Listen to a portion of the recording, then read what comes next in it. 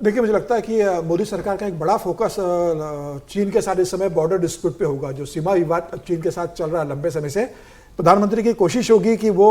किसी तरीके से वो मामला निपटे। और मुझे लग रहा है कोई एक बड़ा मुद्दा है जिसके ऊपर चर्चा जरूर होगी। तो देखिए, चीन ने भी पहले कहा था, अब चीन भी भारत के प्रति एक नॉर्मल रुख रखने की कोशिश कर रहा है। चीन ये चाहता है कि भाई जिस तरीके से अमेरिका दादागिरी कर रहा है चीन के साथ, जिस तरीके से उसने 125% टैरिफ का डिक्लेयर कर दिया था, हालांकि बाद में चाइना और अमेरिका के बीच एक समझौता हो गया है व्यापार का, लेकिन क्या हुआ है वो अभी तक दोनों देशों ने बताया नहीं। सिर्फ ट्रंप ने यह कहा है कि भाई हमारे और चाइना के बीच में व्यापारिक समझौता हो गया है। तो मुझे लग रहा है कि चीन चाहेगा कि ऐसे समय में जब अमेरिका के राष्ट्रपति डोनाल्ड ट्रंप का कुछ भी तय नहीं कि वह कब क्या निर्णय ले लेंगे, ऐसे समय में दोनों बड़े देश, एक तो दुनिया की तीसरी अर्थव्यवस्था बनने की स्थिति में भारत पहुंच गया है, तो इस स्थिति में चीन ने कहा भी था कि भाई भारत का एलिफेंट और चीन का ड्रैगन मिलकर एक दुनिया की सुपर पावर बन सकते हैं। अब दोनों को एक दूसरे की मार्केट की जरूरत है। मुझे लगता है कि चीन को ज्यादा जरूरत है भारत के मार्केट की, जब उसको लग रहा है कि अब अमेरिका में और पश्चिमी देशों में उसका बहुत दखल नहीं है, तो भारत में एक बड़ा मार्केट उसके लिए रहा है। तो वो इस बात को जानता है कि भारत से पंगा लेकर